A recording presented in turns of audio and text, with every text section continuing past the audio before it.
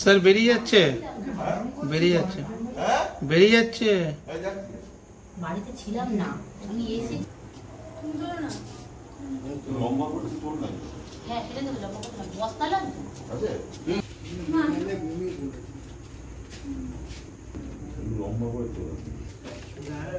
চলে যাচ্ছে।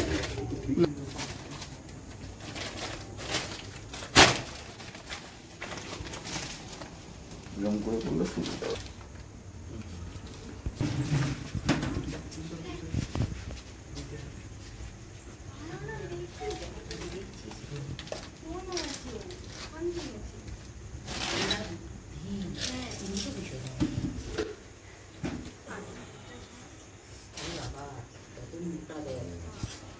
Female female female না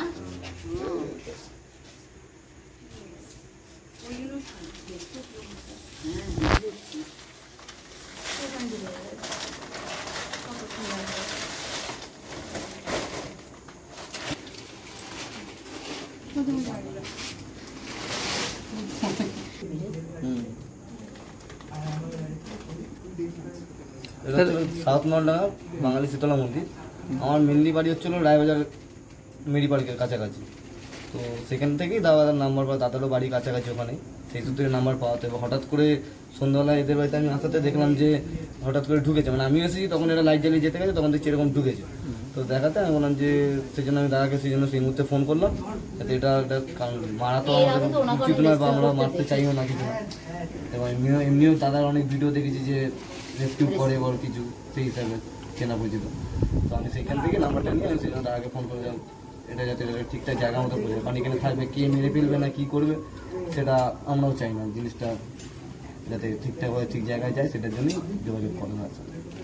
সাপটা দেখলেন কখন আপনারা? আমরা দেখেছি তখন এই 7:30 বাজে, 7:30 15টা। মানে এটা কি প্রথমবার বেরোলো কি এর আগেও বেরিয়েছে? না, এর আগে প্রথম 6-7 আগে মানে আমি এই প্রথম এখানে দেখলাম আমাদের বাড়িতে, কিন্তু আরো 5-6 বছর আগে আমার এই বাড়িটা, তার আগের বাড়িটায় একজনকে কামড়েছে এবং তিনি মারাও গেছেন, সেই ভদ্রমহিলা মারাও গেছেন।